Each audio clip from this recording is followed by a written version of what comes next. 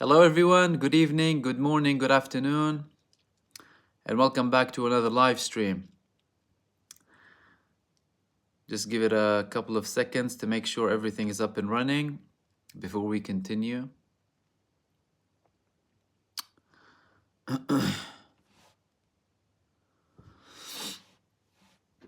Here we go. I hope everyone's doing okay. Thank you very much for everyone who's been waiting for me. And anyone just joining us right now, good morning, good evening, good afternoon, depending on where you are, which part of the world. And welcome back to our daily live stream. I spoke about in the previous video that I posted earlier on that you can go ahead and check after this live stream about the latest updates from Gaza. We've had intense action in Gaza, in Lebanon, lots of developments in Yemen, introducing submarines, and Israeli brutality and aggression against Israeli protesters calling to oust Netanyahu. So you can head, if you've watched it, great. You can ask obviously any related question or have an input. I'd appreciate it if obviously you ask questions after our initial talk to highlight them, just to make sure they're quickly accessible so that the people who watch this live stream later on don't have much gap between topics and questions. That would be great. If you can't, I understand, but that would be great. And I apologize in advance if I'm unable to address all of your wonderful comments and insights and input about the matters that we speak about.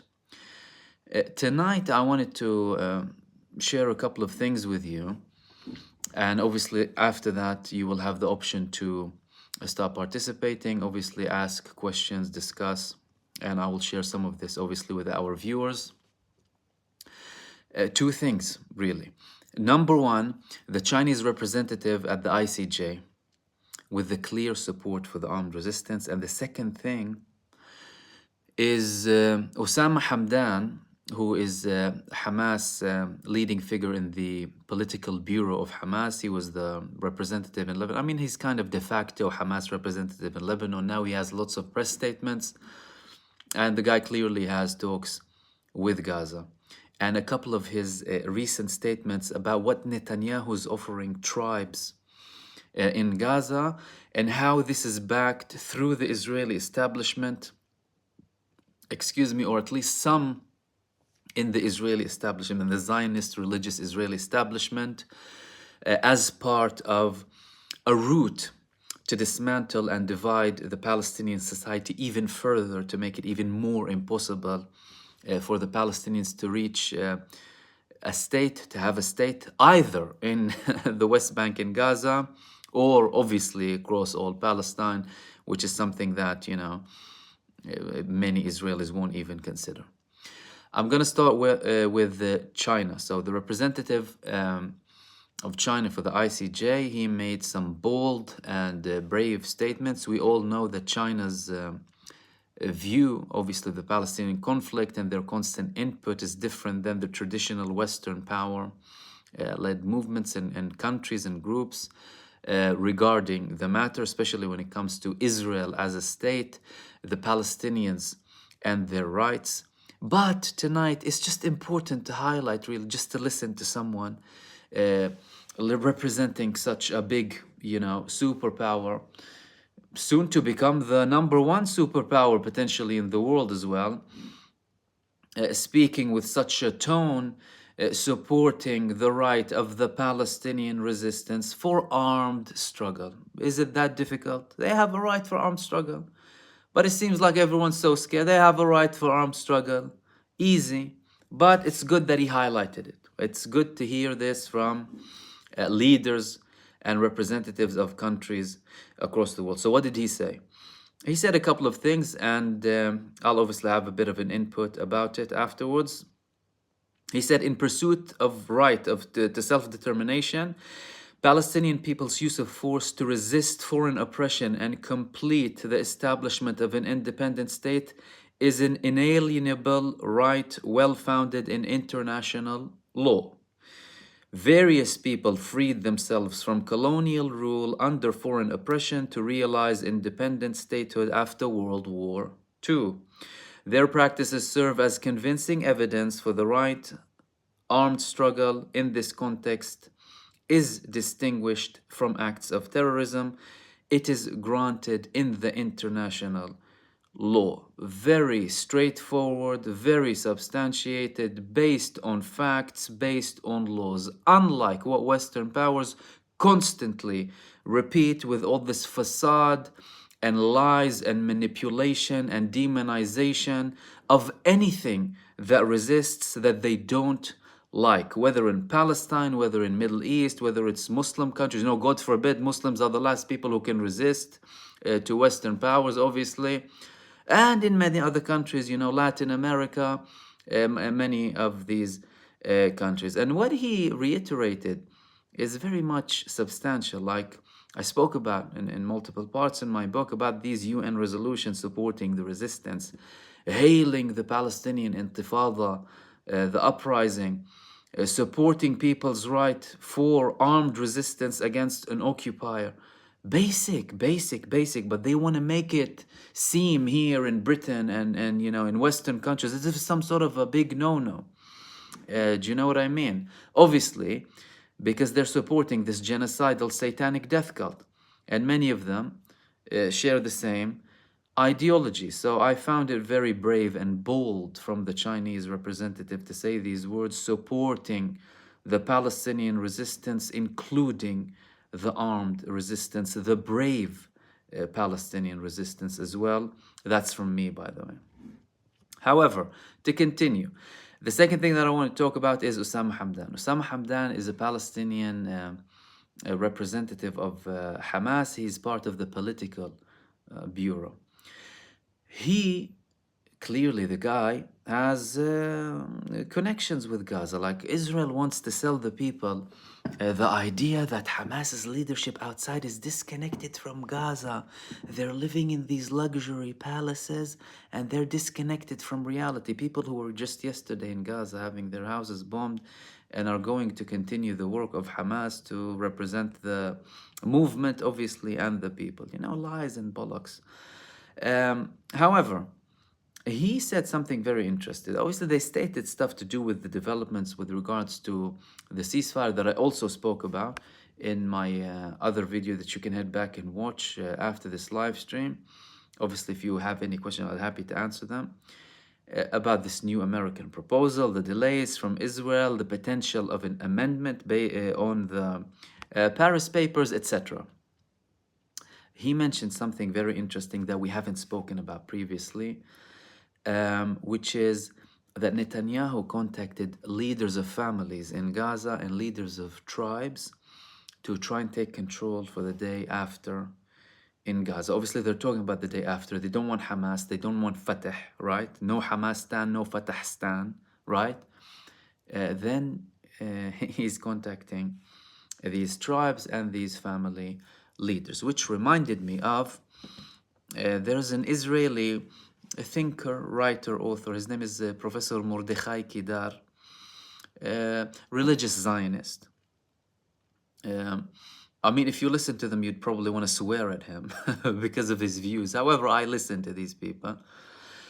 This guy came up with an idea years back, the Emirates of Palestine. So his idea for Palestinian statehood is a Palestinian Emirates. And listen to how racially and supremacist motivated the idea behind this is. He, according to him and his philosophy and his viewpoint, typical neo-colonial mentality, that the Arabs are people who are tribal, who follow the tribe usually. The family has a lot of say when it comes to these things, and it's best for them to have these emirates controlled within Palestine in their own towns and cities, and we deal with them based on that. Typical neo-colonial, racist, arrogant, patronizing mentality. But he had this plan, and it was received with somewhat of a criticism in Israel, because many in Israel worried about, like, hold on a second, if we're going to have peace with all of these supposed tribes and they're going to have access to Israel, isn't that dangerous, for example? But the idea behind this thought is to further divide the Palestinian society and prevent the likelihood from any sort of political or independent statehood for the Palestinian people. So I just wanted to highlight that to you because it was actually being promoted by Benjamin Netanyahu. I only came to know this from this latest statement today from Osama Hamdan, that they're actually trying to implement this policy, which is interesting because so far when Israel spoke about the day after and they said not Hamas, not Fatah, someone new, but we will have the full security, but they weren't providing solutions, people started getting confused, like, what do you mean exactly? What do you want to do? These people are here, the alternative is the Palestinian Authority that you've been dealing with. What do you want? Clearly they've been working on this campaign, this ideology, this idea of having Emirates in Palestine based on tribes. But the very interesting thing is, actually two very interesting things. Number one, clearly this communication is going from Gaza abroad, so clearly there is no lack of communication and the movement is united. Unlike what they like to say and sell, the only division we're seeing is in Israel. Go look at and see the protests that they're not showing you on television. People swearing at Netanyahu. Ex-prisoners in Gaza protesting. Prisoners who were released from Gaza protesting against the government. Some of them being rearrested. And the police even was throwing sewage water on them in the latest protests. But that's number one. There's that communication coming out of Gaza. Because don't forget, previously they used to say that Yahya Sinwar is disconnected from the outside world. He's no longer in contact with anyone. Clearly, that's not the case. The second thing is that these families who were approached by the Israeli authorities, number one, rejected this without question, this notion that they would take control or come on Israeli tanks, basically take power. The second thing is they immediately informed Hamas. And you're talking about big families and big tribes. Some of them very, highly equipped in terms of weapons and stuff. So there is a continued support for Hamas in Gaza. They're still running the show. People are still trusting them.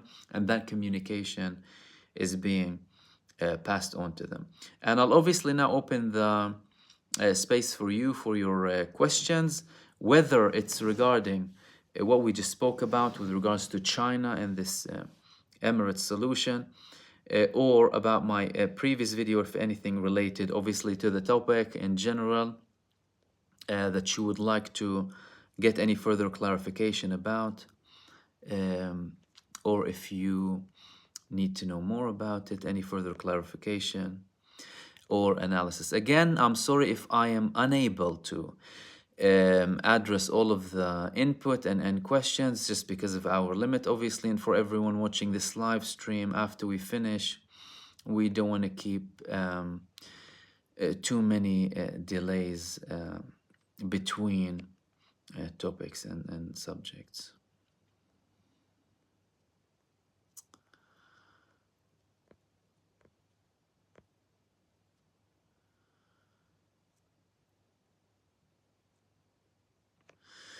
Muhammad Bulesh is asking, Salam Mahmoud, China in the Red Sea and Russian army in Jolan. If war between Hezbollah and Israel start, will the US and UK think twice to also strike? They're being very careful when it comes to Lebanon. They know that when it comes to Lebanon, you're talking about a completely different story.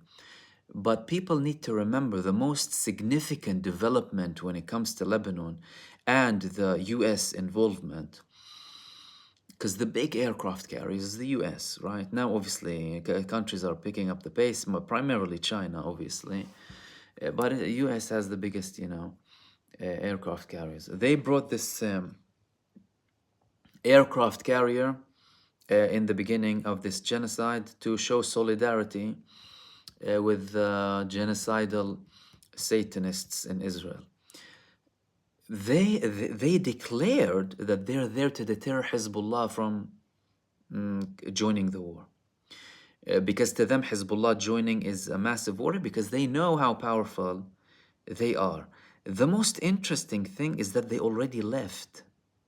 They left just 1 or 2 months in, and the war still hasn't ended. Hezbollah was still posing a threat. As a matter of fact, the biggest Hezbollah attacks happened after the US took its aircraft carrier from the Middle East.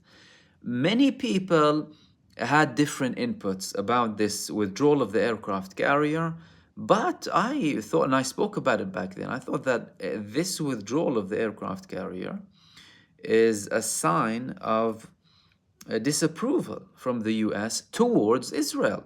That's number one. You are not listening to us. We're not having this effect on you. You're clearly going against what we're telling you. I'm not going to protect you. We're just going to withdraw our aircraft carriers because Hezbollah was still posing a threat back then, a very heavy threat. And they still pose a threat. And the biggest attacks happened after the US withdrew. So there's definite hesitation when it comes to the US. The UK, I'm not sure what the hell they can do. Like they're joining this genocide coalition with some airstrikes, these cowardly strikes, right? Against targets or whatever.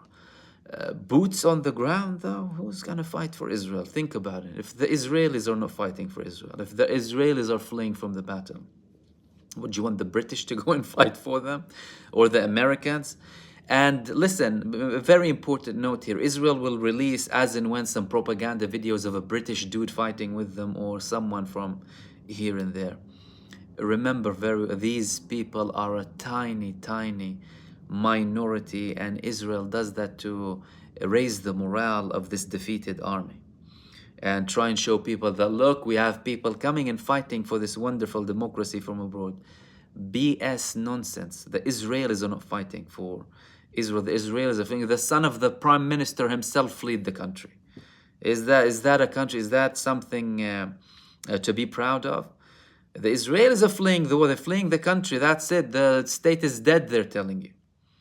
Yet they're posting these videos. And again, let me tell you another thing. The videos that they post, about like people's underwear in Gaza, for example, and these things, these stupid videos, shameless videos on TikTok, they're also there to raise the morale of a defeated nation and a defeated army. They have no accomplishments against the resistance. Their accomplishments is against the civilians. They'll kill the civilians, bomb their houses. They've evacuated with their families to protect their lives. They'll start meddling with their drawers, stealing money, stealing stuff, making jokes and posting it.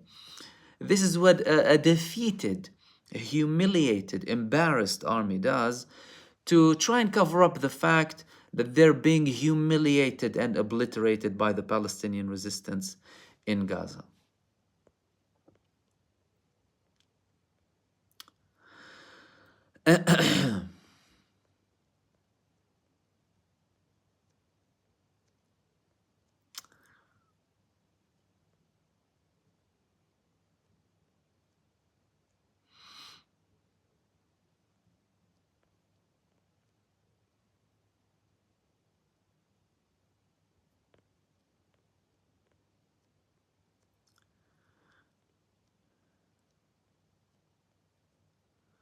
Okay. Obviously, if anyone has any questions, drop them below. I'm just going through because I have to go through the list that we had since the beginning. But if anyone has any input, you can start asking anything.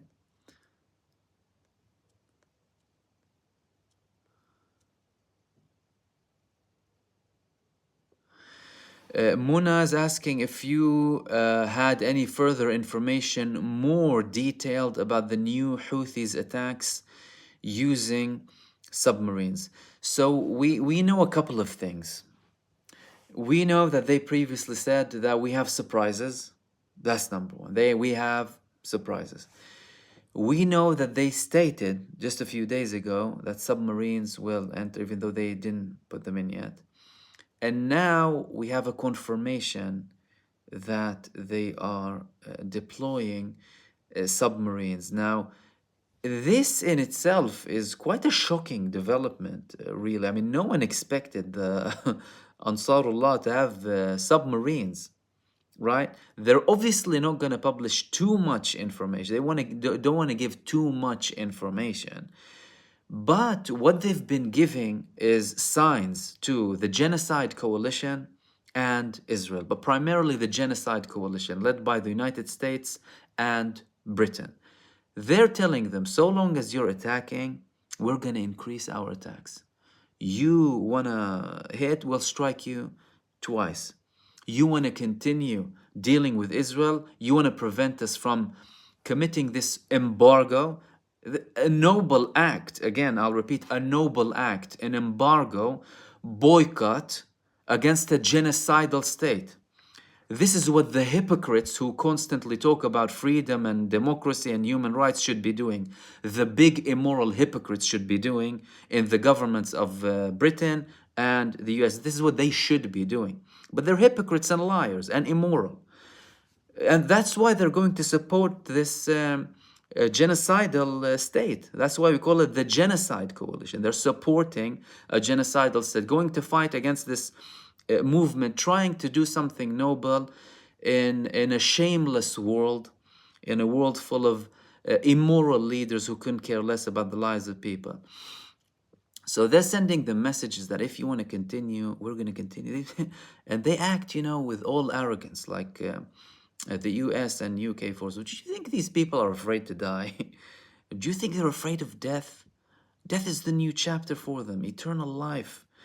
And they're going to try and scare them, right? But initially with this, with this aircraft carrier, and now sending. These people are not afraid of you. They couldn't care less about you. Look at what happened to them in Afghanistan. 20 years. What were the Afghani people scared of them? And again, they were bullies against innocent people, similar to what they did in Iraq. And we've seen some of the, many of the atrocities that they committed there. So that's why we're not surprised that they're supporting this genocidal state. But the Houthis are telling them, you want to continue supporting them? We're here. We're here, and we're going to continue to attack any Israeli-related ship and your related ships now, because you're a genocide coalition against us and you're attacking us. So you're showing hostility and attacking up until this genocide stops, which is a very strong message.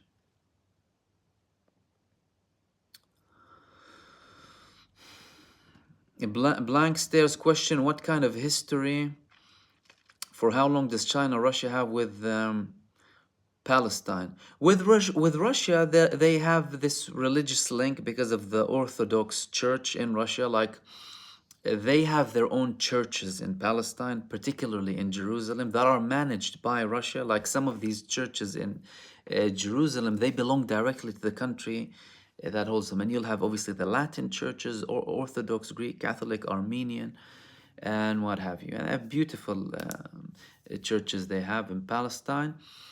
China, less so. But the common theme that we had from both of these two countries is the non-interventionism. The non-colonial approach. The colonialists are from here, from Europe. China and Russia, weren't these expansionist countries attacking all of the world like what the US has been doing for the past 100 years? Acting as if the whole world is their backyard and they're entitled for everything in the world. And they're entitled to sail next to China and have resources everywhere and control every single hegemony. This is what they want. With China and Russia, they don't have this approach. And look at what Europe did to Africa. The slavery, the genocides in Africa. Look at what China's doing in Africa now. Building roads, factories, production, helping countries economically, getting rid of their debt to support them.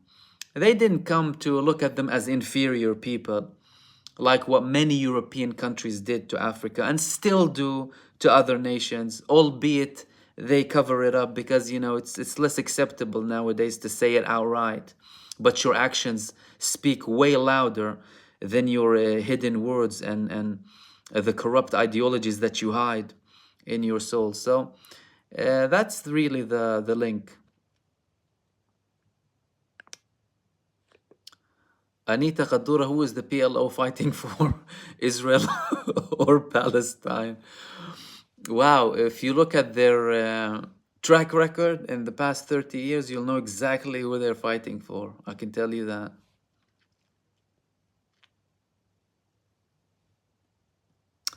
Trabzon said Kinjal is watching sitting ducks in the Mediterranean from the Black Sea.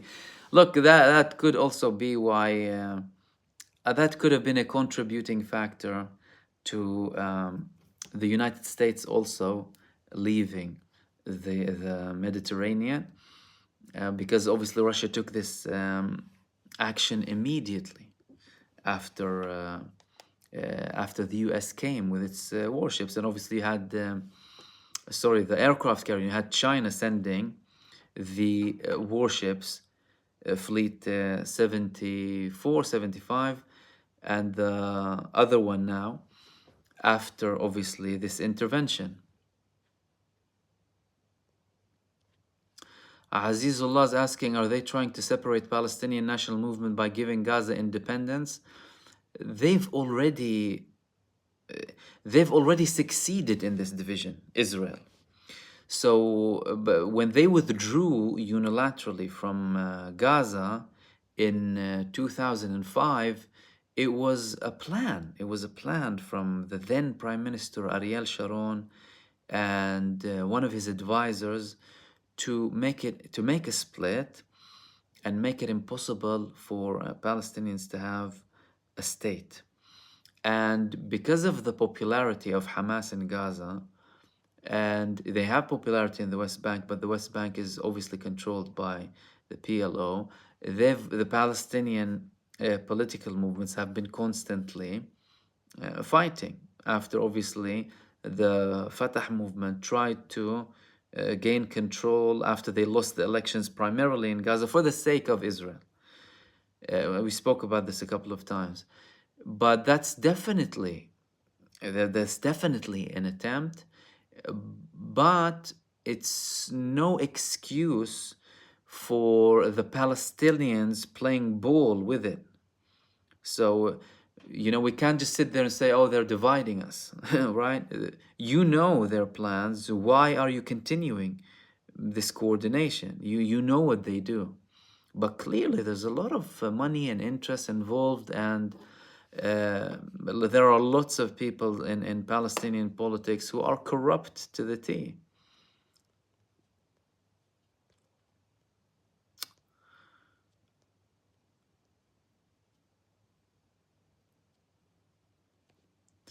Lema, hello. How do you think the resistance groups are taking drones from the diaper forces? Using basic anti-aircraft weapons, sometimes like machine guns, because the drones, they don't fly really high.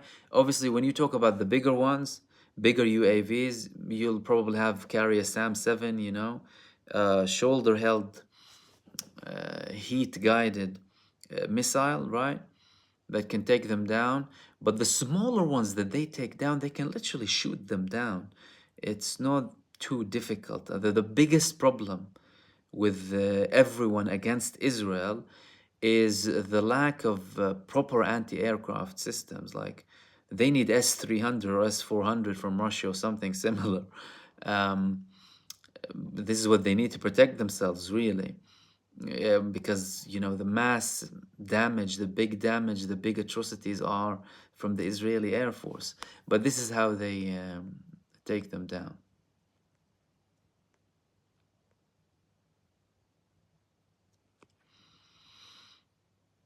Hot channels, what are your thoughts about Egypt's wall?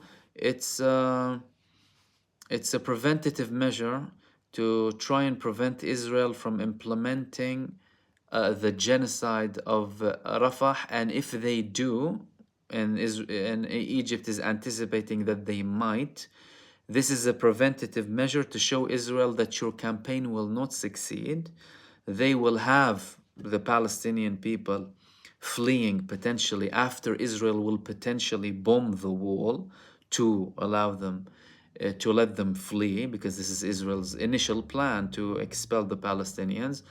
Egypt is telling Israel they will remain here and we won't let them in further up until you get them back. This is how I read this wall that's happening from Egypt, because ever since this beginning of this genocide, Israel's undeclared aim of the war is to expel the Palestinian population.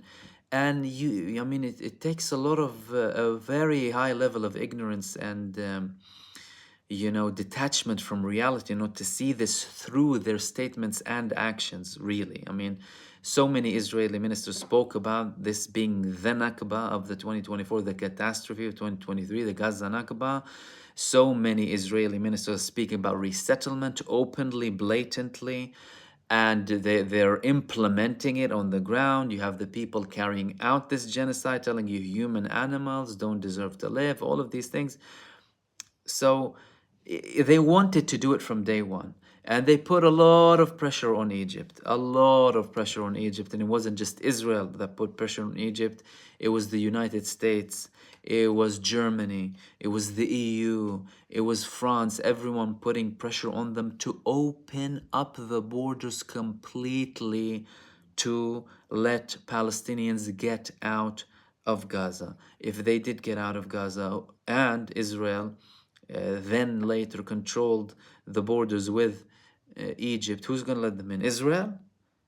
Or will they do the same like they did with the Palestinian refugees in 1948? When they expelled them, told them, oh yeah, you can come back after the war. And then they, nope, no, only Jews allowed. And anyone trying to come back, they'll shoot them and kill them. Of course, what do you think the Palestinian people are naive and the Egyptians are naive? They know how evil this country is. They know how evil and malicious they are. They can tell you whatever they want. They know them very well.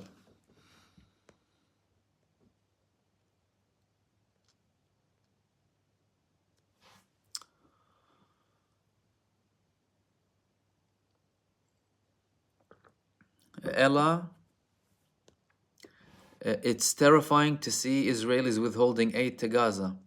Yeah, this is mainstream Israel, really. They want to kill Israel. You're talking about a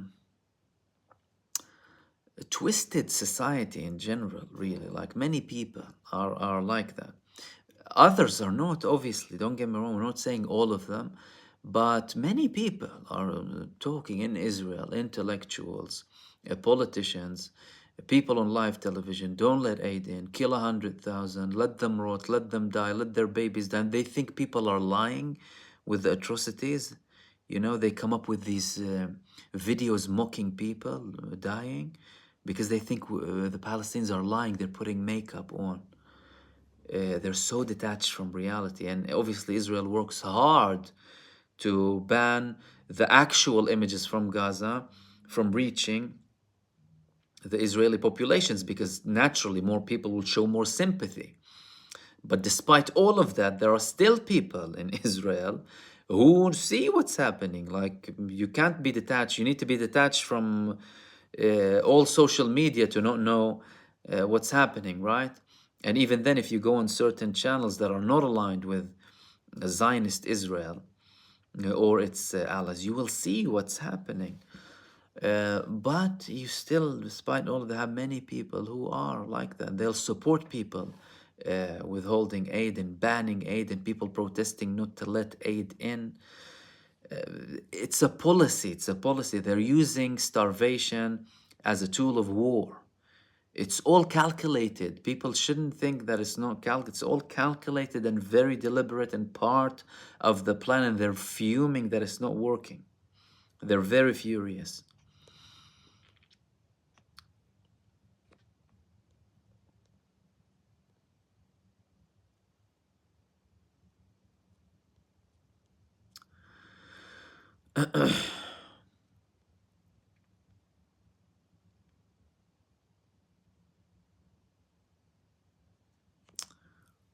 Sander de Jong, what about an explosion in violence if not a ceasefire by Ramadan by the Arab world?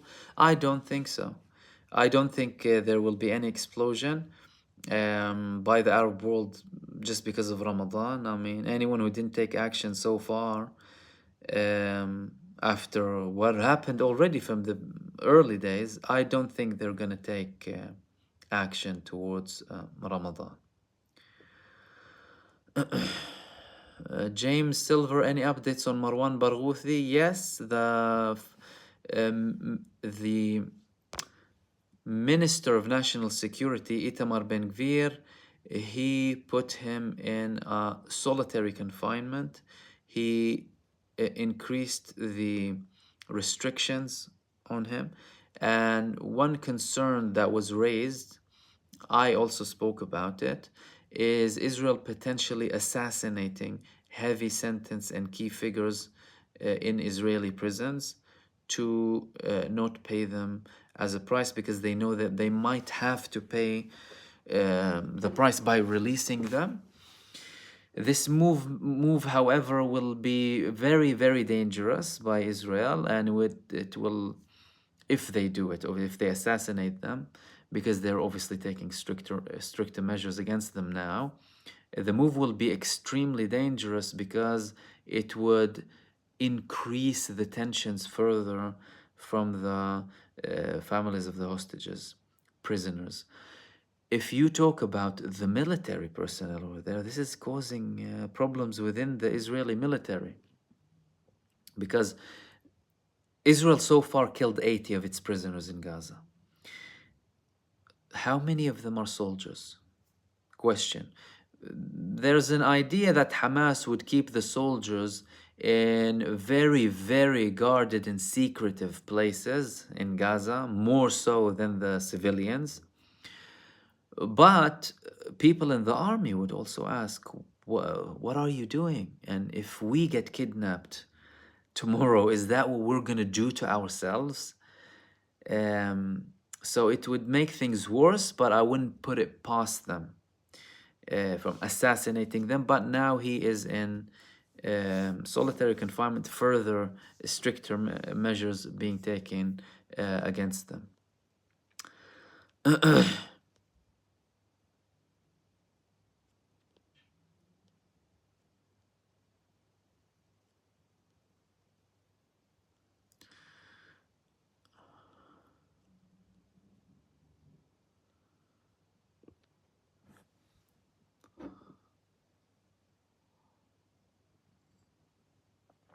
Jane Farris, what was the reaction among the Jordanian population after they saw the king standing next to Biden and the king thanking him? Look, I mean, to many people, obviously, that would be like a routine state visit, right? It's not like they haven't seen him with Biden. Saying that, however, many people in Jordan are not happy about the role that Jordan takes when it comes to Israel. They can threaten to take action. Do you know what I mean? They can, they have, my problem with the Arab countries primarily is they haven't even used their diplomatic cards. It's as if they're spineless completely. Do you know what I mean? I'm not telling you, don't send armies, use the diplomatic cards. Imagine there was a unified Arab position in the beginning of this genocide. If Israel doesn't stop now, we're cutting ties not only with Israel, but with everyone supporting Israel. Cutting ties. Threat, right? You're not declaring war, you're not sending an army, but hello, something is shaking the system. You need a shock to the system when something like as atrocious as this happens. They didn't even do that. And Jordan, they have a peace treaty, they have leverage. They're not even using this, as if they're there to protect Israel rather than anything else.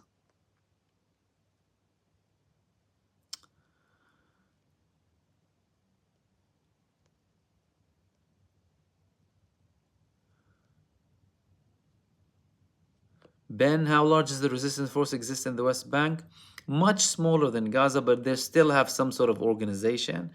Obviously, that's due to many reasons. Obviously, the cooperation of the Palestinian Authority fully in the West Bank with Israel, in terms of security ties, in terms of intelligence, everything. They even imprison people on Israel's behalf, and then, they might send them to Israeli prisons. And obviously, constant Israeli attacks, but they always have a reason to fight. You know what I mean? These people have been living in these conditions, uh, lack of freedom of movement, oppression, occupation, Israel making their life as miserable as possible on a daily basis, checkpoints everywhere, walls between people. To them, they just want to punish this occupation and by any means necessary and in whichever way possible. Israel is constantly giving them more and more reason. And, wherever there is need and oppression, you will always find people going out of their way to try and resist somehow. And to be fair, for the level of restriction that they have, they're doing quite a fair bit. I mean, Israel used during this genocide levels of aggression against the West Bank that it hasn't used for 20 years or so, which signals how things are changing. That could partially be to do with people from within the Palestinian Authority also dealing with the resistance and behind Israel's back, behind the Palestinian Authority's back as well.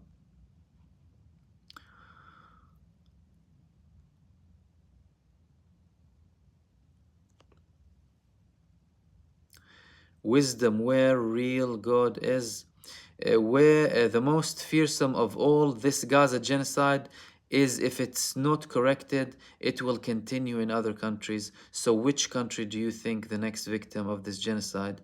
Israeli are there everywhere. You know, this point is so strong, and I even spoke about it in the beginning, for everyone justifying this genocide. If you justify this act, then you automatically justify it against yourself.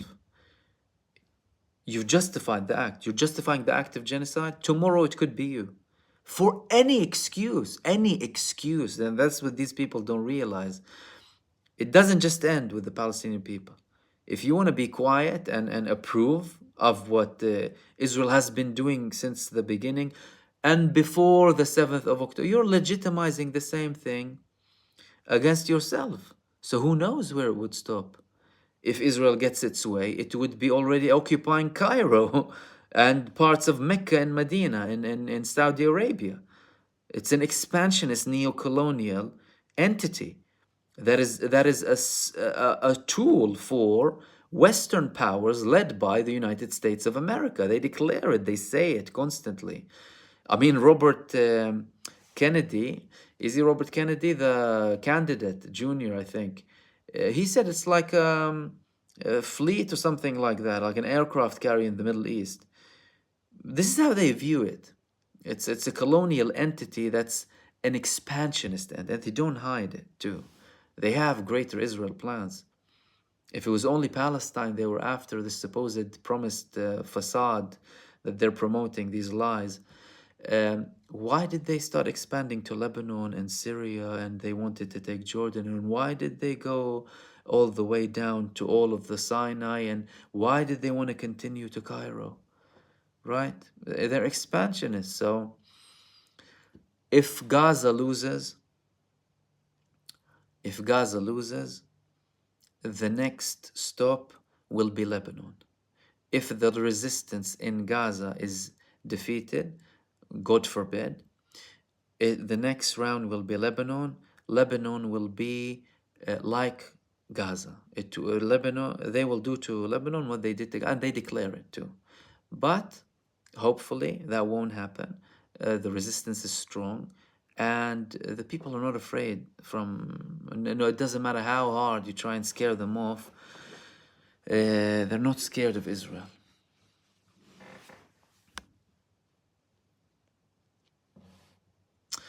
Mom theorist question: how is China supporting human rights for Palestine when they have 1 million Muslims in camps?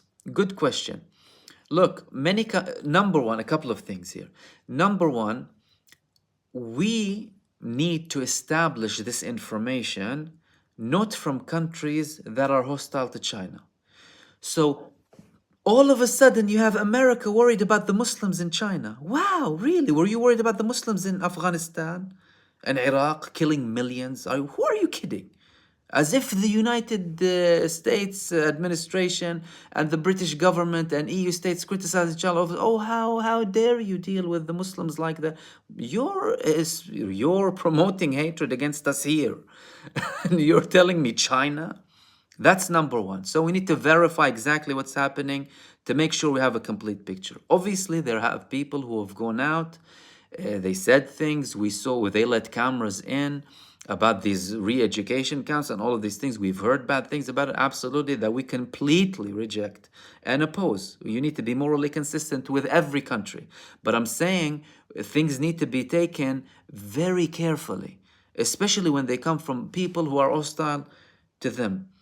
Mass genocidal countries coming to lecture China, right? Why are you worried about human rights in China when you've been with spreading venom and hatred and Islamophobia for the past God knows how long, right? Against Muslims and Islam as a religion. And you still have Islamophobes all across, left, right, and center, on your mainstream media, in government, and you're telling me about China. But saying that, obviously, we don't support any such conduct from any country. I don't care who they are. So number one, verification. Number two, we're against it, regardless of whoever does it. Number three,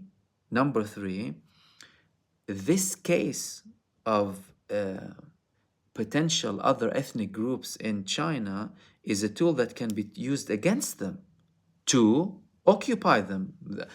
This is how they act. Obviously, the best thing to control a country and get rid of it is through internal division, internal war. You support them from the outside, then you control the country, not you sending your army, right?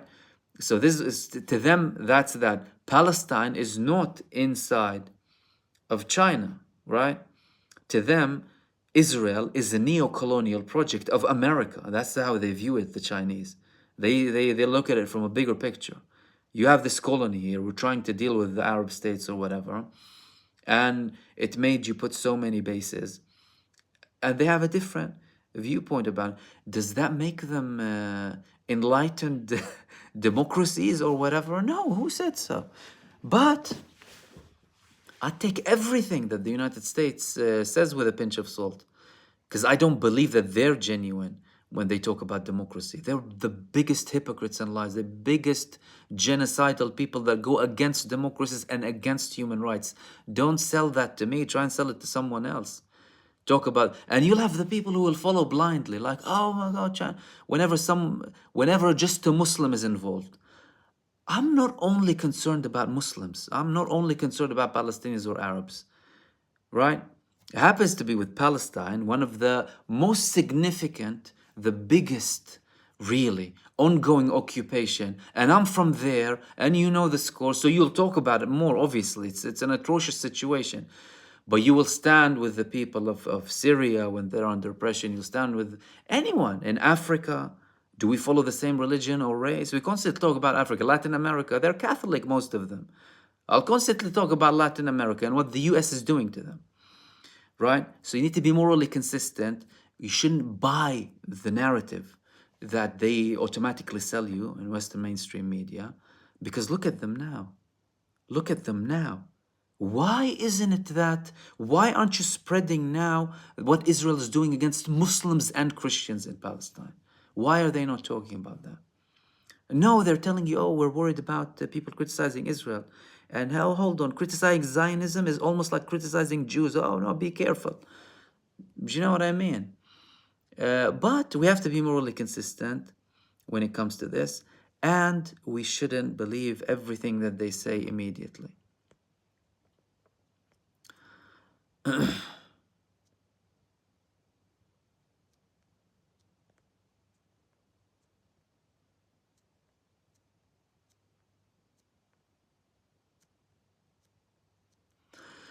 Let's go to the next questions and comments.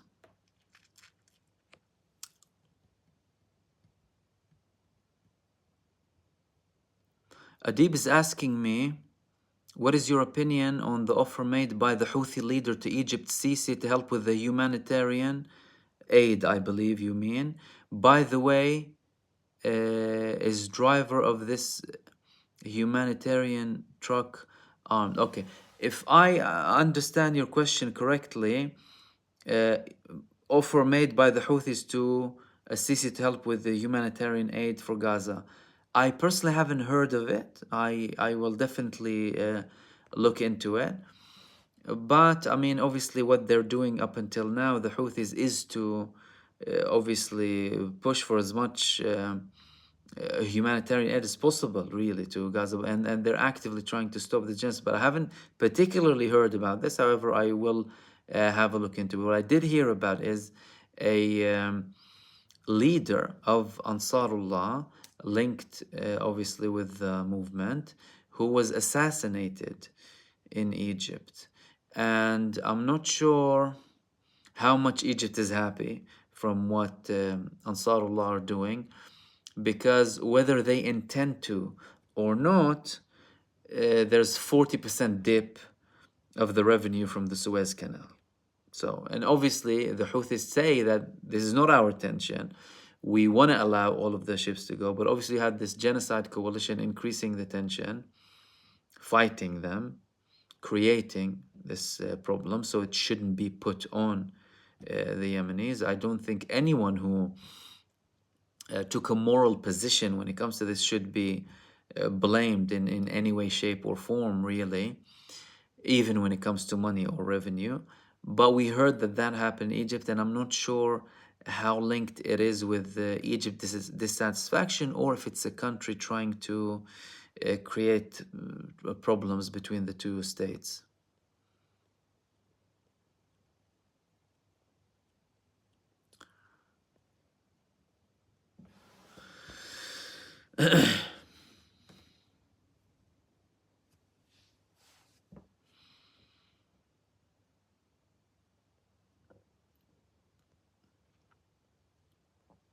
Patricia saying, Bisan, the press in Gaza says the people in the north need food desperately and is calling for airdrops. Do you think can happen?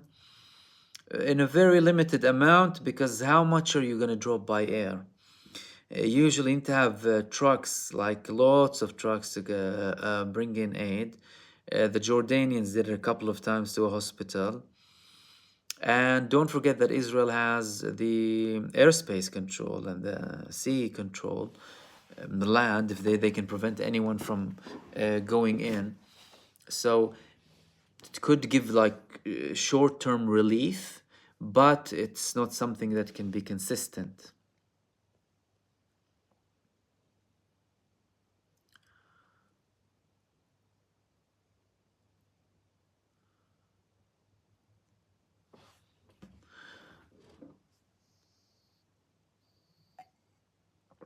Ari Magoo, Mahmoud Hai, is Yemeni Houthis also concerned about Saudi alliance again with Israel, though noble their cause as well?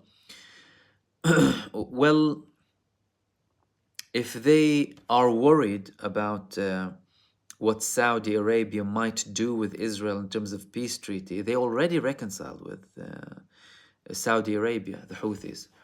That's why you haven't seen any attacks in Saudi Arabia from the Iraqi resistance or from the Yemenis. Why? Because there was a reconciliation process arranged by China. China, they had meetings with Iran and Saudi Arabia. There was mediation by Oman, who's another Gulf state, to end the dispute and the feud. And through this reconciliation and peace process between Iran and Saudi Arabia, the Houthis were involved. They settled it. So Saudi Arabia going and making a deal with Israel, if they already have a deal with Yemen, I'm not sure how much it will affect it, depending on the level of security ties that both countries take. So, and from countries that haven't had any official diplomatic relations, um, obviously it will take time to build, and you're going to have to clarify exactly what's happening, and things will reveal themselves on the ground if Israel, for example, would make peace with Saudi Arabia and start being hostile to Yemen or surrounding countries. They will obviously, it will be visible and it'll create problems. But I don't think it's playing a lot here, but they would definitely prefer that Arabia doesn't have a deal with Israel, and Iran also advised them not to have a peace treaty with Israel.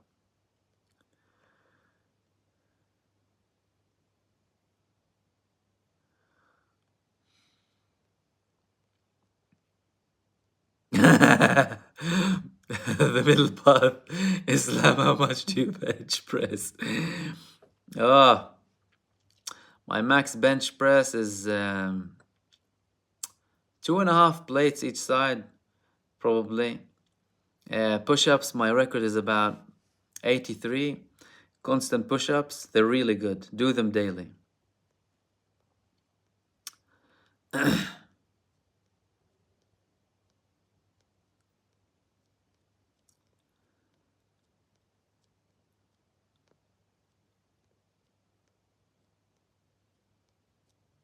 Oryx, thank you.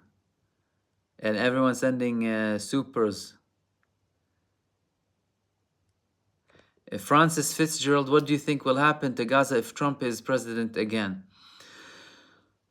I'm not sure if it can be worse than Biden. Clearly, what happens with Israel is beyond the presidents in the United States. As a matter of fact, the position of the president of the United States is a puppet front position. I mean, really, Biden, the guy is non-functional. He probably has late-stage dementia. Poor guy needs someone to guide him. He forgets everything, and yet he's still the president. I mean, did you ask yourself, how does a country enable itself to have a system in place that would allow such a person to be a president? The thought is scary, but it just highlights how the United States works. It's the president is just a puppet to the powers behind, right? He's just a front. So even with Trump, you can act as rough as much of a rude boy as you'd like. You're still controlled to a very, very high level. And all of them are gutless and spineless when it comes to Israel. Trump was bad when it came to Israel and Palestine. He moved the embassy to Jerusalem, right? And it caused problems back then. I don't think the only thing that can happen in terms of frictions is his personal feud with Netanyahu, because he wasn't happy about the fact that Netanyahu congratulated Joe Biden when he won the elections, when Trump was disputing the elections back then. He wasn't happy with Netanyahu, and he said a lot of bad things about him. But if he does get into power, and Netanyahu's still there, by the way, it would be entertaining.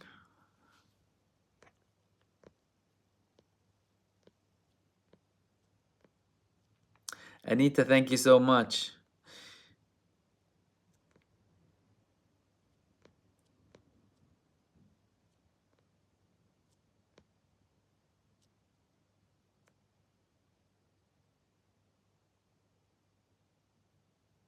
Ghassan Safadi, thank you for your membership. Ghassan is one of our early members.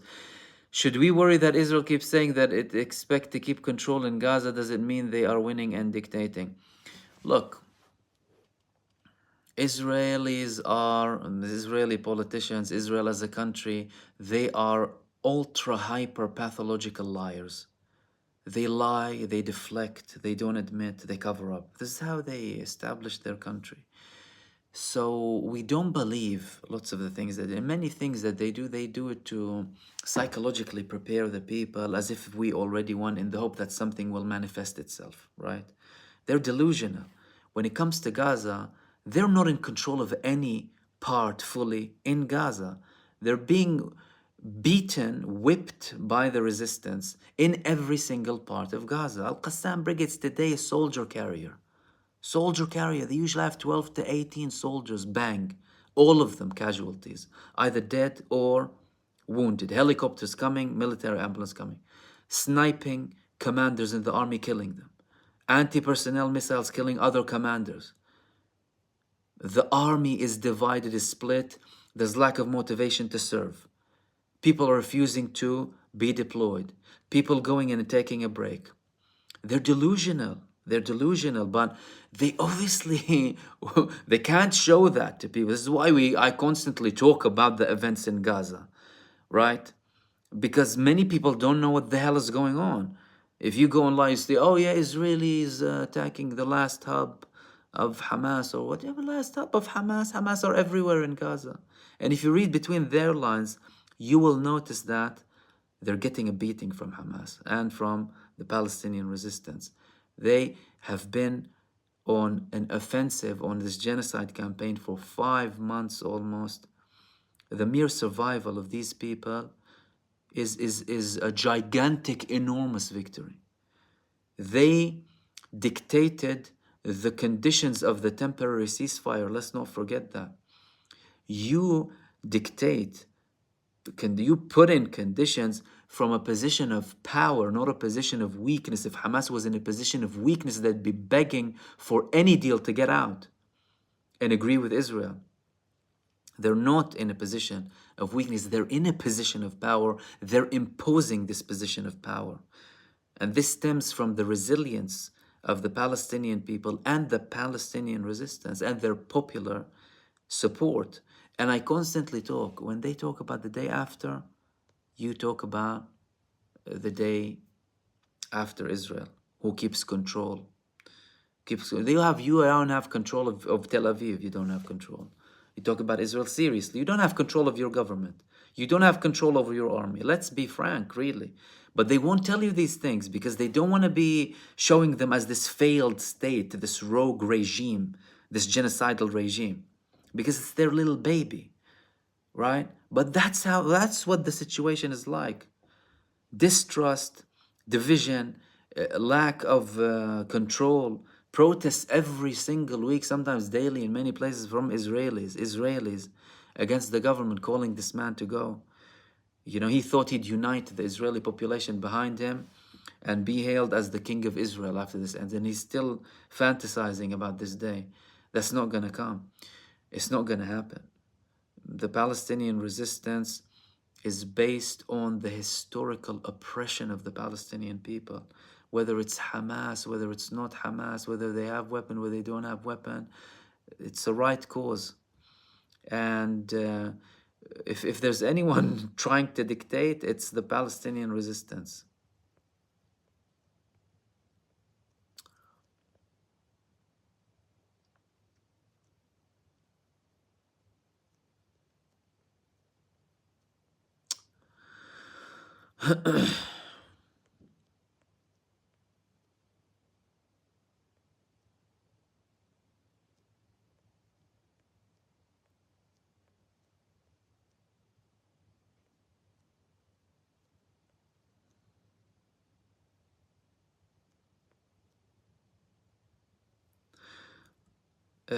Let's go to the next question. Haxir, is it true about 30 Muslims killed by Hamas on October the 7th? Yeah, I think some Muslims died because don't forget, Israel has Muslims. Like I'm a Muslim Palestinian. I was born in Israel. And they were killed on the attacks. Were they killed by Hamas or by Israel? That's the question here. They could have been killed by Hamas because in many cases they could have been exchanges where civilians are killed by Hamas. And you have obviously Muslims inside of Israel. However, the whole the whole of the 7th of October should have independent investigations to what happened. Hamas called for an investigation of the 7th of October attacks, by the way. It's Israel that doesn't want to allow any sort of investigation to go ahead because of the evidence of the massacres that the Israeli forces committed in the Nova Festival through the helicopters, in Kibbutz Be'eri, with the tanks, with the statements of people on live television, Channel 13, Radio 103 FM, talking from these kibbutzes that Hamas attacked. We were killed due to crossfire. We were shot at by the Israeli army. Tanks were shooting at us indiscriminately, knowing that we were here. That should be investigated. Israel obviously doesn't want to investigate it. Why? Because everyone's going to be to blame. Everyone will rot in prison if this really happens. But clearly they don't want to go there. So that, all of that, if there comes a day where we investigate it, might never be investigated. Well, look, was 9/11 investigated? Wasn't investigated. The biggest false flag in the 21st century wasn't investigated. The 7th of October could well be, another case that's not investigated. I'm not comparing it to the same level of 9/11. Obviously, don't get me wrong, because there was planning, there was preparation from Hamas, but there was some suspicious stuff going on from Israel, from the army, from the politicians, from Netanyahu. There was lots of stinky stuff on the 7th of October, and we've seen lots of proof of it. And that's why you'll probably never know the absolute truth about what happened on the 7th of October.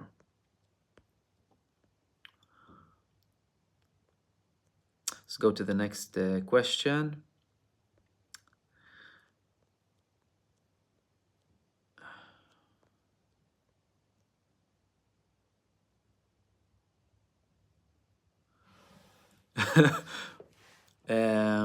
Zed is saying, Hala Mahmoud, I hope you're well. Question, given the current cadence of massacres committed by the Israeli diaper forces, this is why I'm laughing, I love it when you call them the diaper forces, will that decrease after the Rafah invasion at the beginning of Ramadan? Look, the Rafah invasion is on hold at the moment. There's pause. They were previously saying as if it's imminent. And look, I know it's really difficult too, and that's why, some people think people are talking nonsense. But so many things develop on a daily basis that if you wanted to talk about everything, I'd be talking to you all day. I'd be opening the live stream all day, telling you exactly.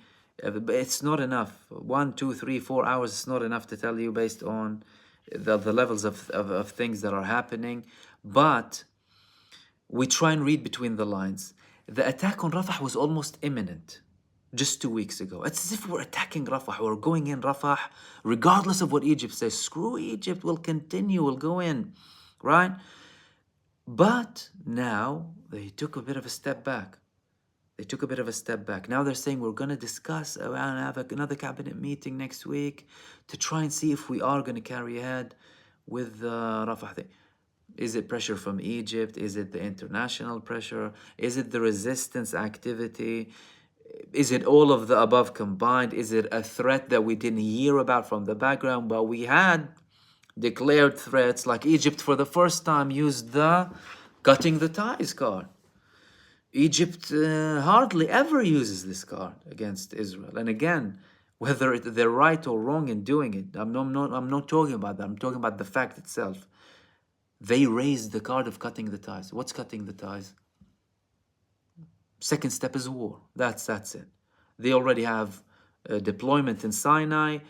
They're already prepared. They constantly prepare for a war with Israel. Their whole military actions, their whole military games, training, everything, equipment is targeted towards the northern eastern front. People need to understand that.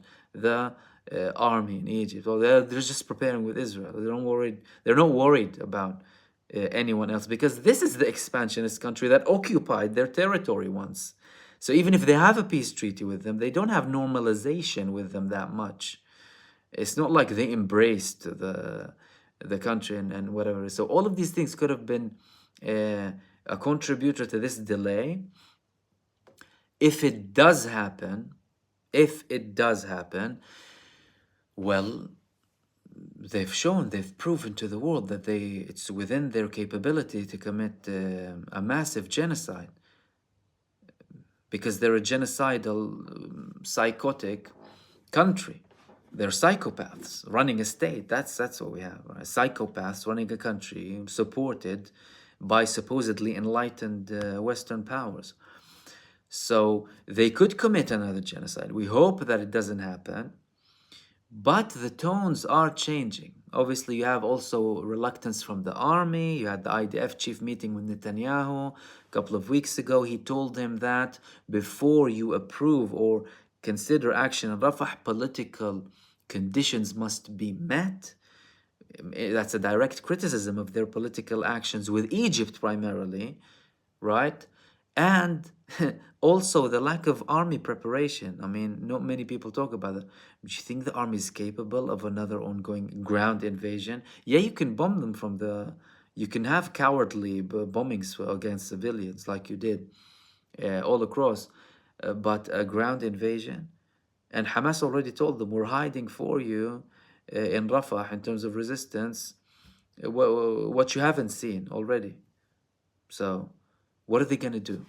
And then he started talking to Netanyahu about opening corridors for the people of Rafah to move north for the first time, by the way. They didn't used to say that previously because the assumption was they'll attack them from the back, bomb the border, have a massive influx into Egypt so that Egypt can start having the Palestinian refugees, right? That Israel expels. So all of these, there's lots of contributing factors to this delay. The pressure, the military humiliation, the incapability of the military, Egypt's position, Egypt's actions in Egypt with the wall to prepare for an influx, international pressure, all of these things. Look, don't forget their image is rotten across the world. They want to try and save their image as much as possible. I see, let me tell you something. I listen to Israeli media, Israeli mainstream media. I listen to get references, right? Not to go and believe them. But you have to see what the tone is like. Because if I want to get like the sources or verify some sort of information, they need to be either from the source, say like the Prime Minister office, for example, or the government or whatever, or published by the main news sources. The mainstream media in the West portrays Israel in a more delusionally positive manner than Israel itself. The BBC, Sky News, Fox, CNN, they portray Israel better than when Israeli media portrays Israel. It's as if they're concerned more about Israel than Israel itself. People need to understand that. And if you go and see what's happening in Israel, how people are talking, although it's censored to the T, but you still have people speaking, talking.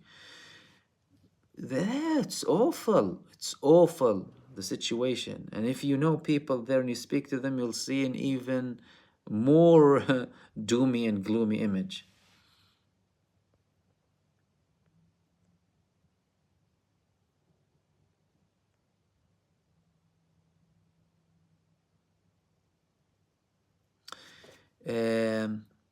Mariam, our moderator, Mahmoud, oh my God, that's so true. I have a foothold around music festivals. They have been cracking down on decent here in Australia festival pages on Facebook, shutting down discussion. They have, my God, they have so much control over so many things. It's, but again, they're losing bit by bit, to be fair. Khairul Ijar Zainal, thank you so much. Wa alaikum salam wa rahmatullah from Malaysia. Let's go to the Oryx, the Taken King. Suella Braverman is such a horrible parasite. Don't offend parasites, my friend. They'll be offended being compared to Suella.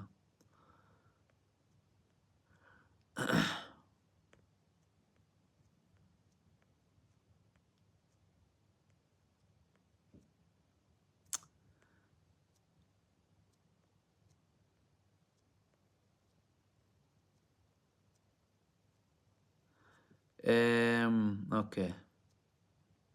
Let's go to the next questions.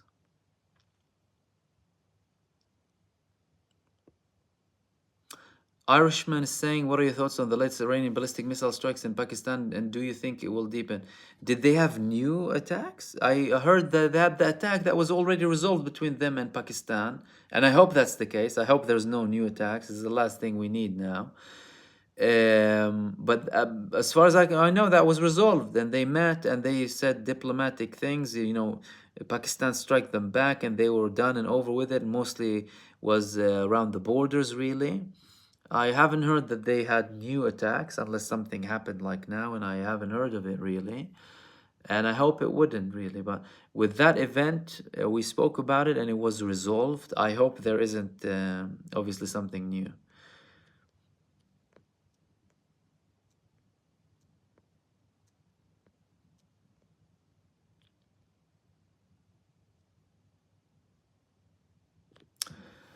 Phoenix, IDF have done terrible things but are welcome back into the community amongst us. Isn't that bizarre? Isn't that absurd?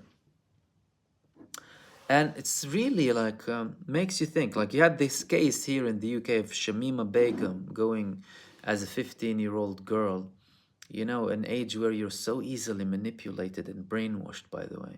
Like try and remember yourself when you were 15, going to these ISIS groups that were made and established by Western intelligence, by the way, and they stripped her of her citizenship. At one point, the Home Office Secretary Sajid Javid preventing her from trying to protect her baby's life. He died because of lack of care, because of the British lack of accepting her back. A 14-year-old being groomed, potentially brainwashed and abused by this distorted, demented ideology group, right? That we have so many suspicious ons, right? Uh, in terms of who funded them, Abu Bakr al-Baghdadi himself, the leader, he was in a special status in an American prison in Iraq and was released, right? And his name was even Abu Bakr al-Baghdadi. Typical intel nonsense created to give a bad image on Islam. But regardless, anyway, she went there and now they rejected her appeal to go back. And they don't have proof, by the way, that she participated in anything or killed or shot anyone. Yet you have these genocidal maniacs, right? Genocidal maniacs fighting for an apartheid, racist, supremacist state, killing people based on identity and boasting about it. And they can come and lecture. Well, you have people in government supporting them. The prime minister says he's a Zionist. What are we expecting? I mean, the level of hypocrisy is just beyond absurd, really. It's like dystopian festival of hypocrisy, like a comic horror show that you're watching. It's like a real comic horror show. What the hell is wrong with these people? Accepting these genocidal, cancerous terrorists back in their countries, supporting this, and criticizing a young girl for being potentially abused by a movement that's run by their own intelligence movements. Really? Wow. What a world do we live in?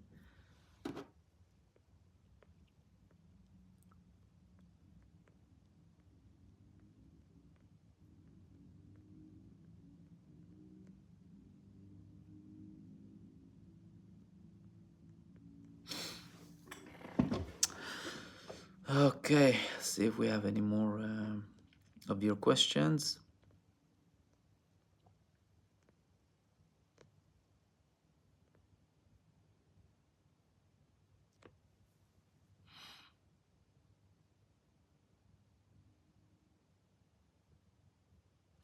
Muna is saying, what about the fact that the Saudis and the UAE are allowing land routes to break the Houthi embargo? Doesn't that mean they can attack Saudi? Look, let me tell you something. We have no clear evidence that there's a land route. That's number one. Is it something that they're promoting to show that they're somehow surviving? Plus, if there's a land route and Israel's supposedly okay with this land route, why would its masters form a genocide coalition? Suppose you're fine by the land route. Why are you going and doing all this coalition? So number one, I have questions on this actual route. Number one, I have questions. I have my suspicions. Secondly, if they're in good relations with them, obviously they won't agree with everything that they do, but they can't control. It's an independent country, Saudi Arabia. They're entitled to do whatever they want as an independent country, support whoever they like. They can't be bossed around by Yemen. Do you know what I mean? Um, it provides justification for attack. Yeah, it does provide that justification, but would the Yemenis want to ruin this very fresh agreement that they had with Saudi Arabia, brokered by Iran? Because don't forget, the Arab and Muslim countries, they have strategic duties to come to be closer with each other, not divided, like what the colonial powers want. They wished there was a war between Saudi Arabia and Iran. They love it. They thrive on it. They created the Sunni Shia split. You had people. There was I forgot his name. He was working for a U.S. think tank. Very famous. If I remember, I'll tell you. He said that the 21st century will be the century of the Sunni Shia war. Imagine that. The Sunni Shia war, they love these things. Division, right? And they can get their way. Let the Muslims fight. Let them. Like I remember when the Palestinian political movements were fighting in Gaza, Israeli media was like, oh, good luck to both of you. Good luck, good luck. I wish both of you success. They love it. So they should be careful, the Arab nations and Muslim nations, about this division, even if you reach levels of disagreements.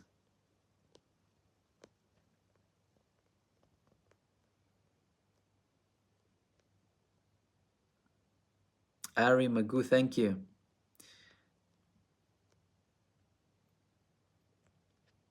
Giovanni Di Capo, don't you think those who commit the genocide are just as guilty as those who allowed it to happen?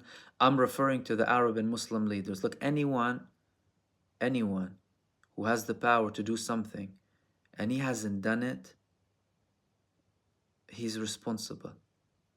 The people who are silent are silent devils, right? I'm personally, right? I'm a guy, I'm talking to you, okay? I'm a firm believer in Judgment Day, and the one day that I will be asked, what have I done to these people that were being killed and brutally assassinated, and did you speak about them or not? At least speak. What am I capable of doing? Imagine you have power. Imagine you have a country and you can take actions, right? Diplomatic actions, political actions, financial actions, right? And you're not doing it. The thought of it is petrifying. And yes, you're complicit. Of course, you're complicit. You're complicit, and if you have any sort of belief in Judgment Day, you should be petrified of what's coming for you.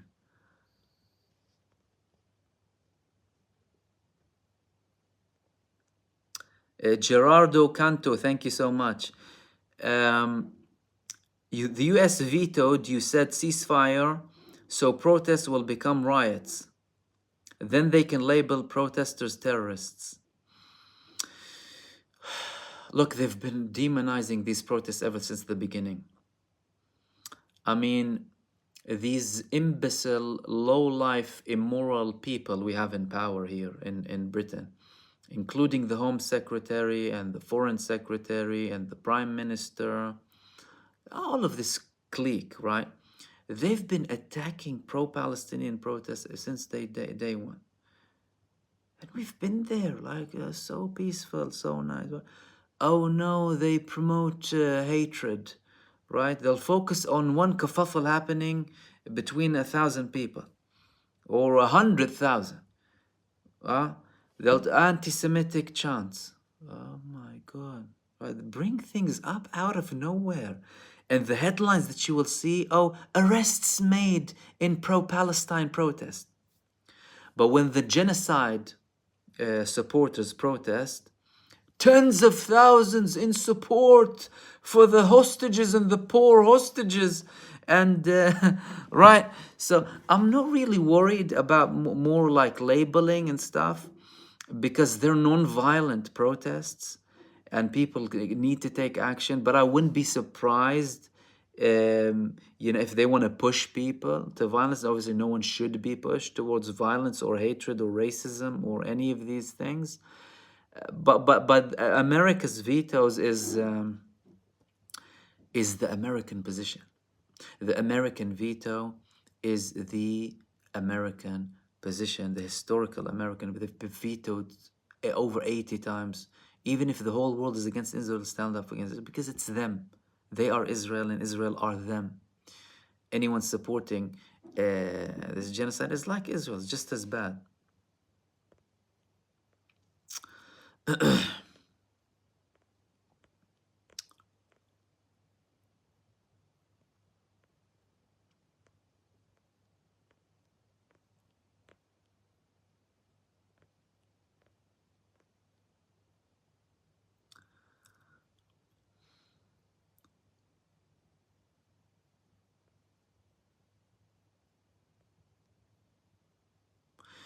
IG to me is asking a very nice question. Salam Mahmoud from Qalansawa. Hi, Ahlan Qalansawa. I know Qalansawa very well. Are there any foreign reports of foreign divestment from Israel that contributes to the economic issues they're facing? They're not actually promoting, they're not actually publishing lots of studies about this, either internally or externally. But if you read between the lines and if you see what's happening, you will see the level of how bad Israel's image is at the moment, and how many countries are slowly detaching themselves away from Israel. The Netherlands, Japan, other countries as well. And this is where the ICJ was effective. The ICJ wasn't effective in many cases to stop the genocide, but the ICJ was effective in scaring other countries that have some sort of respect for international law, because Israel doesn't care about international law. They've always been a criminal, rogue state, right? Enabled, supported by global superpowers. But the countries that deal with it, some of them do worry about international law, and they worry about implication. And if you watch one of my previous videos, I'm not sure how many days back now it is, because I'm posting so many videos now, about, I think it was Ronen Bergman in Ma'ariv. He published an article about the Munich summit and how Israel is viewed within that summit from its closest allies, countries that are traditionally with Israel. It's a doom and gloom situation when it comes to economy, security ties, even dealings with Israel, even day-to-day dealings. They obviously try and cover it up as much as possible, but things are starting to get revealed, and I try and speak about them as soon as they come up, and that's a very good question.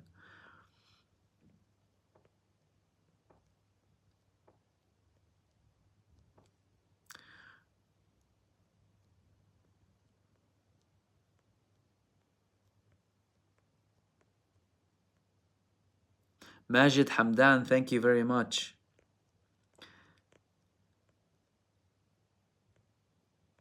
Okay, let's see if we have any more questions. And thank you for everyone sending great messages. I'm sorry if I'm unable to go through all of them, but I appreciate I'm browsing and seeing some of them and thank you very, very much. Um,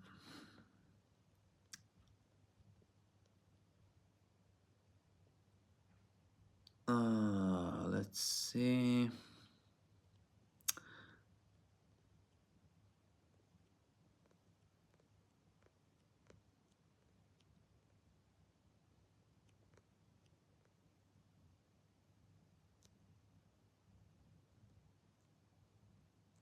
Carla, thank you for your membership. She's asking, when wearing a kufi, is there anything that would be considered disrespectful?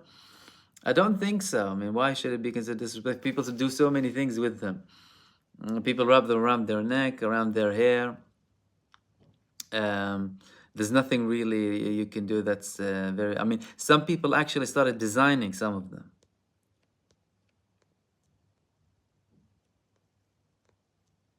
As in with clothing, as dresses and stuff like that.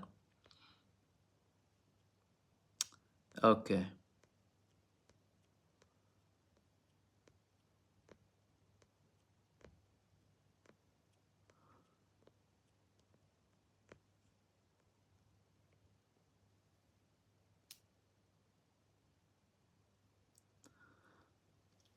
Anas Bil Shihab, are we reliving the Crusades all over again?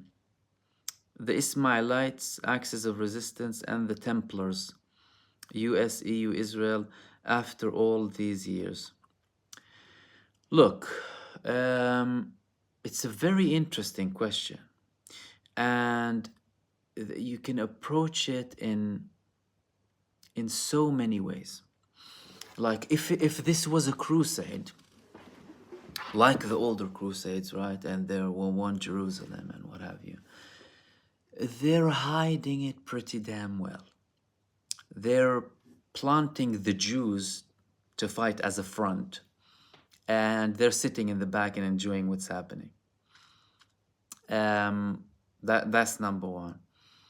Number two, in terms of the alliance, there's something there. Like there's something there. Does that mean we're talking about Christianity versus Islam or Judaism, for example? No, because even when you talk about the Templars, when they attacked Palestine, they couldn't care less about Palestinian Christians in Jerusalem. Like now, the US and the UK, they couldn't care less about Palestinian Christians. They refused to see them here. I published on my community tab how the Archbishop of Canterbury refused to see Mundir Isaac. They don't care about Palestinian Christians. So how can you claim to be a Christian, for example, or a Muslim if you don't support your Muslim brother or Christian brother here and there, right? But it's a typical thing here where obviously people control religious institutions, start to speak on their behalf, and really and truly you talk about business. I mean, the business of religion is really good business because you're sitting there talking on behalf of God, right? And people are following you and paying you money, and they will not question anything that you do. The Templar movements were like that, right? So there's many religious movements now.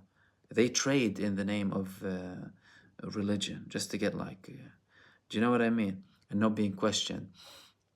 But it's a very interesting notion. I wouldn't obviously lead this conversation though to, God forbid, create any sort of suggestion that we're talking about religious conflicts here.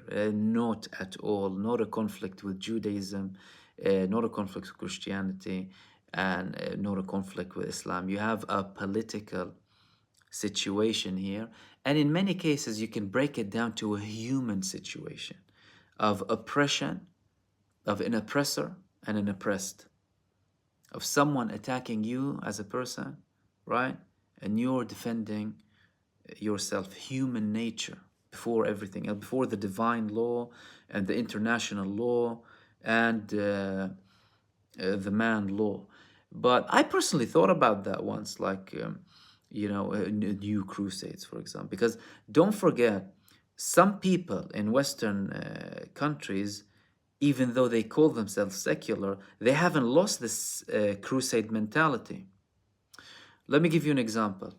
When one of the French generals took over Syria after the war, he went to Salah ad-Din al-Ayyubi's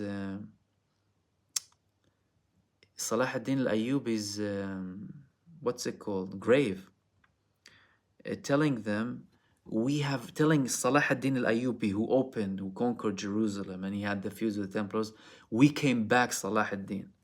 Why would, why would you go to a grave of a person who died hundreds or 1,000 years ago, telling him, oh, we came back? Because you probably have still this crusader mentality and ideology even after all of these years. However, I like to look at the situation from a realistic perspective as much as possible, and not let any ideologies that sometimes might be substantiated by something let me deviate from attacking the people who are responsible, and naming them and shaming them and putting them in their place. Because at the end of the day, there's a genocide and there are people responsible, and we know who they are.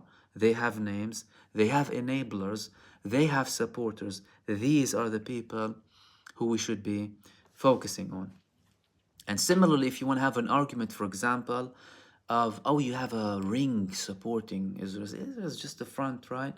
And the United States president, he's being supported by someone else behind him. Yeah, we know, of course, there's someone behind him, but he's implementing it, so he's responsible. This is the person who I see responsible in front of me. I'm going to say he's the criminal. He's making the decision. If something comes to light tomorrow, oh, there was a massive conspiracy from the back, XYZ, this family, this I don't know what, they ordered them to do something, fine. But you need concrete evidence. You need concrete evidence. In the meantime, we have a genocide and we have a name. And that name is Israel as a state. It's Netanyahu, it's the Israeli government. It's every single government supporting this genocidal state. Every single person in power supporting them. These are the criminals that need to be brought to justice. So I try and obviously focus on that as much as possible. Wasim Akhtar, thank you so much. And everyone sending supers. Let's see if we have any more questions before we wrap up.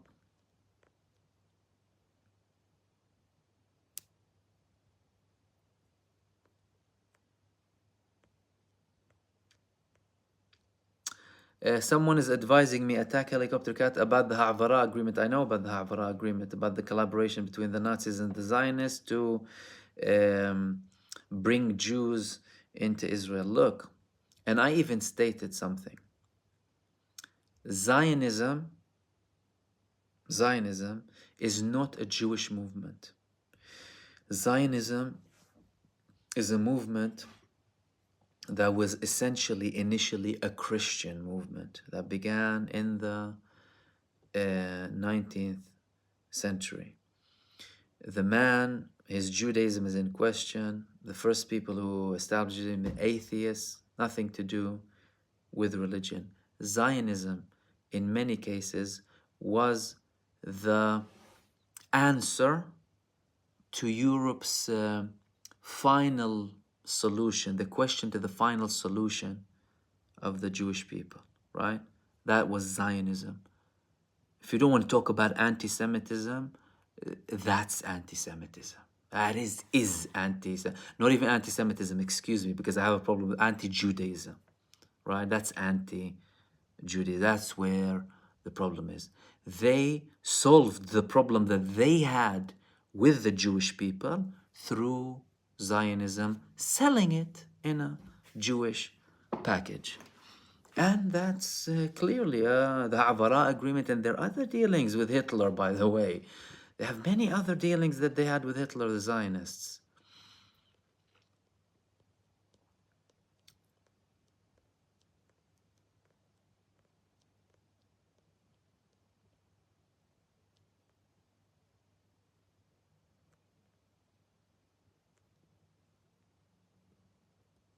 Free Palestine is asking, Assalamu alaikum, Mahmoud. Question: what's your thoughts on Imran Khan becoming president of Pakistan again? Look, I speak about Imran Khan, and I know many of the Pakistani community in Britain support him. I speak with many of them. And Imran Khan is just another example of how the military deep states, you know, take down anyone voted for democratically, trying to do something for their people, really. I mean, technically, he should still be the president, right? But you have, he didn't have enough time to do to the army, remove the army control of politics like Erdogan did in Turkey. So they were still, I mean, the army clique in Pakistan, they're clearly still holding things um, behind the scenes very, very well, supported obviously by the US and other countries too. But let's hope that these countries see more liberties and freedoms, have leaders that actually serve their own people, and I obviously hope he's freed at some point soon.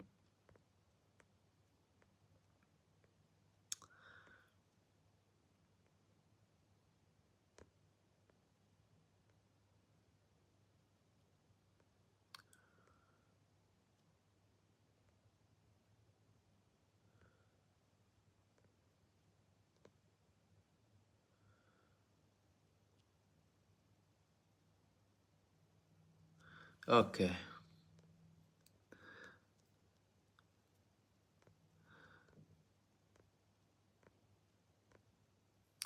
let's see if we have anything else relevant.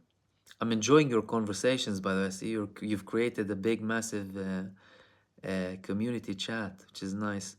But I'm finding it a little bit difficult to reach some of the questions. Um,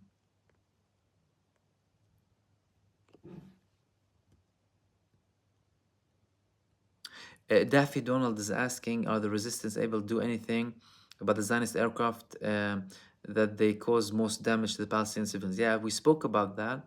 It's unfortunately the case where they don't have obviously advanced anti-aircraft missiles. They only have shoulder-held SAM-7 that's heat-guided, a couple of other, MGs, right, that they shoot with, and that's always been a problem. It's always been a problem um, for the Palestinian movements.